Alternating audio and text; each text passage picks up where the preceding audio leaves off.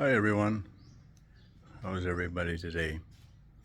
I hope you've survived Christmas and the New Year's. Any resolutions? Are you maintaining them? And my answer personally would be no. I gave up on resolutions many years ago. I found that I couldn't stick with it, couldn't live by them. So I try to go day by day. I think for me, that's the best approach. Today I'm frustrated as all get out. I'll turn this around. I'm drilling holes for rubber grommets to run the electrical through wherever I'm going to have electrical. And I was successful on this side, but over there, no. I've actually gone through 3 of these. By the way, I bought these online. They're carbide. The actual size of the one I was using is it lost a tooth, and I couldn't keep the pilot bit in. The pilot bit has a flat spot right there, but it is so thin that just any little movement and it snaps. And yes, I got a bunch of them, the smaller ones of which fit this, the smaller cutters, but the bigger ones that have a larger pilot, so I can't utilize them in these. So really, these things are useless without a good pilot bit.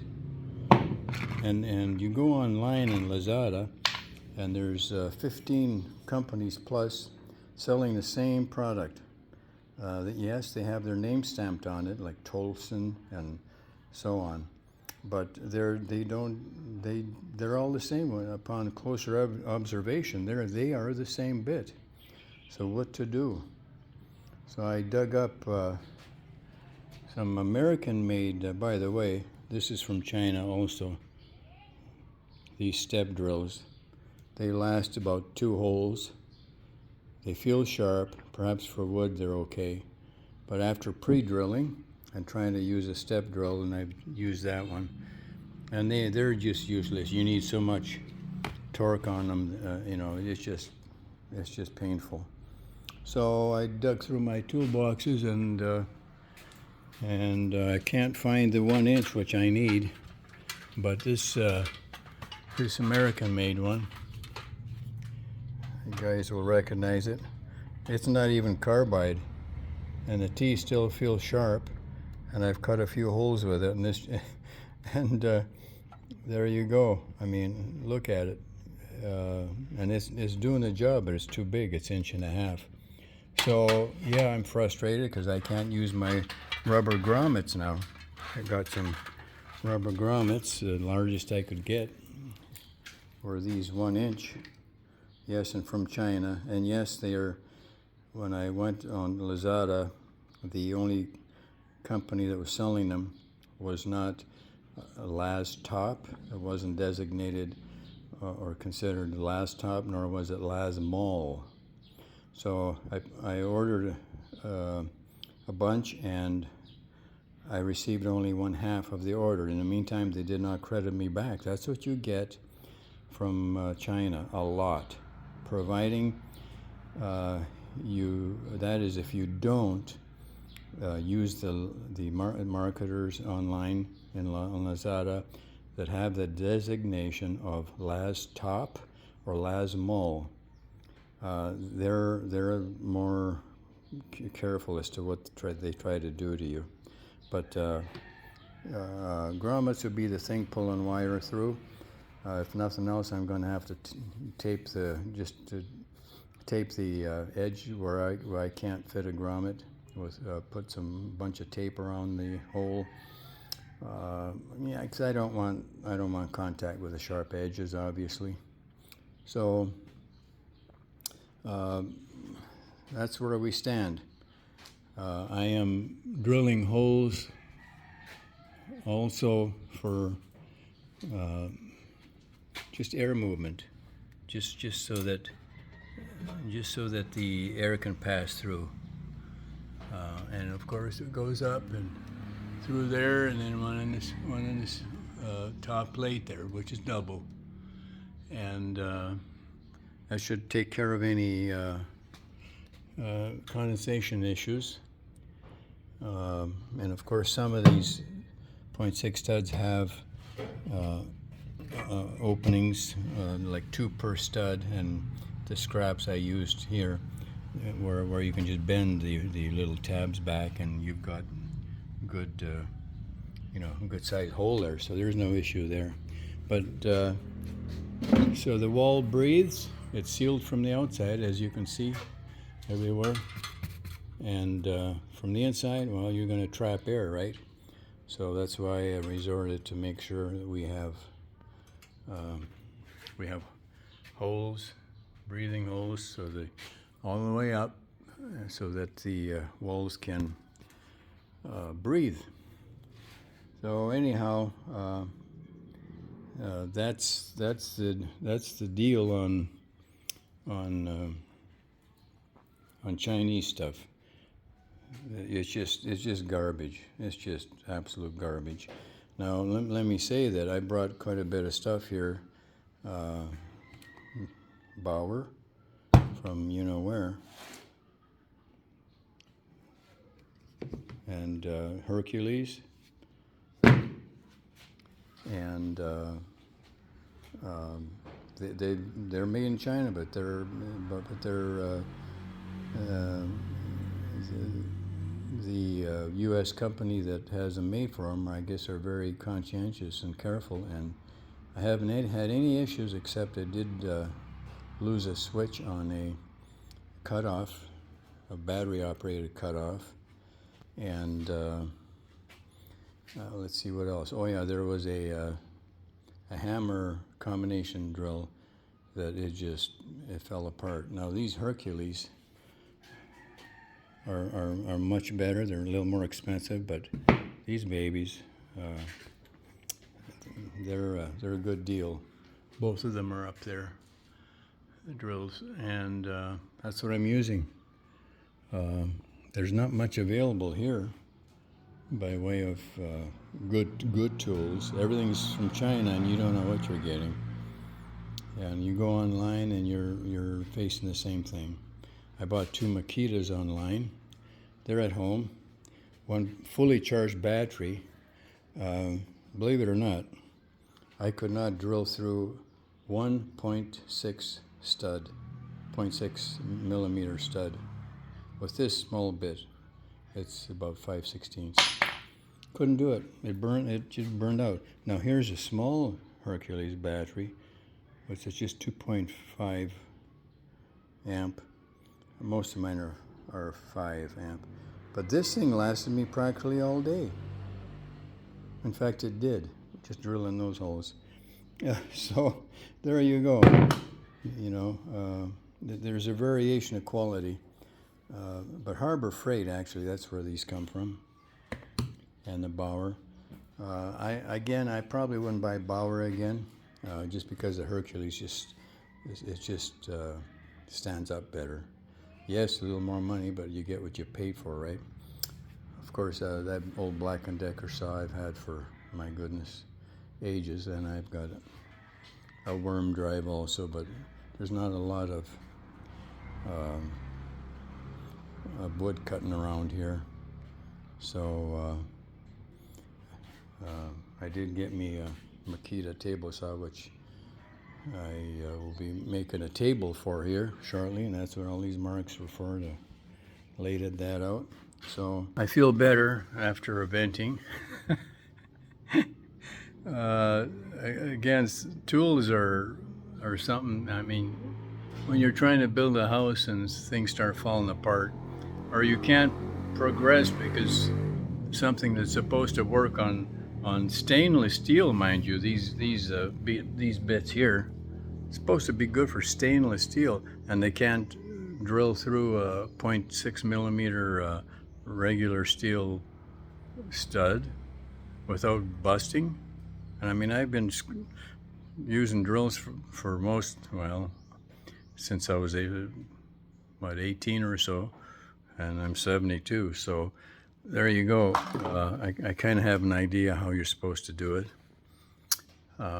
So that's the scoop here, and it's heating up outside. It's probably about 9 o'clock now. I was just taking a little break, and I think this little sharing with you has helped me stabilize my mind here. Because it can be very frustrating as it relates to tools or getting anything done, okay? It takes so much longer. There's areas of this country, I don't mean geographically, I mean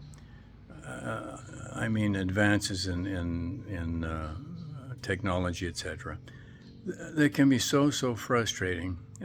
I might mention the other day, I decided finally to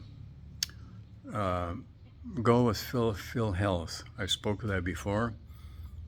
For this one reason only, and that is, if you had an emergency and were rushed to the hospital, do you have 5, 10, 15, 20,000 cash on you? You know, they won't let you in until you provide monies, but the Phil Health card will get you in the door. Now, does it pay much? Peanuts. Doesn't pay much at all. And what hospitals accept it? Well, Phil Health is a government-owned operation, so what we're talking is tertiary hospitals, not secondary, not primary, not the best, not secondary, but tertiary. That's what they're considered as. So that's what kind of care you can expect. But again, I went with it. I wasn't going to, but upon reconsideration, I have Phil Health, but I'm not expecting much of it except for getting the foot in the door, because my wife can access monies once I'm in, to pay up, and that's just how it goes. It might be something you might consider if you qualify for it. I have an SRR visa. That's a Special Resident Retirement Visa. Yes, if you're not military, you need to drop $10,000 into their the Philippine banking system, which, should you leave the country, you get back. Should you pass away, your beneficiary gets it. So, or another option is, if you buy a condo worth more than $50,000, you can utilize that $10,000 against it. Military people get in for $2,000, $2,500, something like that. So there's a benefit for military there. That's SRR visa. Another advantage of it is that it's more permanent than the others. If you to get married here and you go for a 13A visa, someone has to co-sign every time you renew. What if you aren't with that lady anymore? What if she does a number on you with negativity on, with the government against you, not in your favor? Guess what you might have to do is you might have to leave the country. That's a 13A. However, I think I'm correct. I may not be, so you'd want to check that out. But with an SRR visa, you don't need a cosigner. Once you have it, you're there. The SRR visa is supposed to offer discounts, different stores and whatnot. I haven't seen that yet. So I don't think there's too much other benefit. I may say the Phil Health fee is much cheaper, well, 3,000 pesos, because I believe the 13A or anyone who qualifies for the PhilHealth, that is an expat, the fee will be like 18,000 pesos per year. Well, mine was 15, so what's 3,000? $60. But a little savings here or there, I guess it doesn't hurt, does it? Better in your pocket than somebody else's. So with that, I'm going to close, and I trust this finds you well. And if you think you want to come here and bring stuff, you better bring some good quality tools if you're into tools and making things and keeping busy. May I say that a lot of expats, from my own personal observation, get bored here quickly. Why? They have nothing to do. Sure, some have YouTube channels. I know another gentleman that brought all his welding equipment, and so he's gonna keep busy. I'm a woodcrafter of sorts. Not so much crafts as in cabinetry and furniture items, that type of thing. So I brought tools for that purpose. You need something to do here. There's golfing in cities. It's not cheap. I don't know the cost, but I heard from other expats that it's pricey. But there is golfing for those who can afford it. I mean, how many times do you go to this beach or that beach or this island or that island? I mean, after a year or two, you might get pretty bored. Or if you have nothing to do, you might be bored in 2 or 3 months. Certainly it's nice to get here and relax. I envy you some of the expats here. They come here, throw up their feet immediately, and just they're relaxed. They have, they don't have hobbies. They don't have, they didn't bring anything, like 1 or 2 suitcases, and they feel free and unencumbered and all the rest of those good adjectives. But how long is that going to last? I mean, you can get really frustrated here quickly, just with the government system. For example, the PhilHealth. When I had thought of doing it, we went downtown, Cagayan de Oro, specifically for that purpose, to check it out and see what it costs, et cetera, and if I had qualified. And my SRR visa at that time did not. So there's an application process, but in lieu of the card until I got it. But guess what? I'm going to post that pic, if I can find it on my phone here. They didn't have internet that day. Can you imagine a government office with 7 or 8 desks and people sitting there on their phones, on their cell phones, weren't doing anything because they didn't have internet. So you'll understand what that photo is all about. This time, of course, right after New Year, it was quiet, and we got in, I think we're out of there within 25 minutes. So it was much better, and I had my SRRV, and all what's required is that proof, as well as a